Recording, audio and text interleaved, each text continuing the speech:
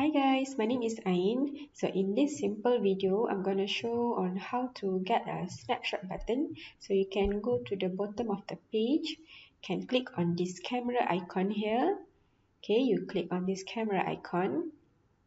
Okay, and you will see add snapshot. So you can click on add snapshot. So automatically you will have a snapshot for this view, and you can delete.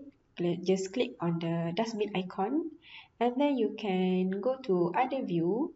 Okay, go to your other view or other room where you can click on add snapshot. Okay, and then go to your kitchen area and adjust the angle where you want to capture your snapshot. Alright, and then click on the camera icon again, add snapshot, and you will have a 3 different perspective now.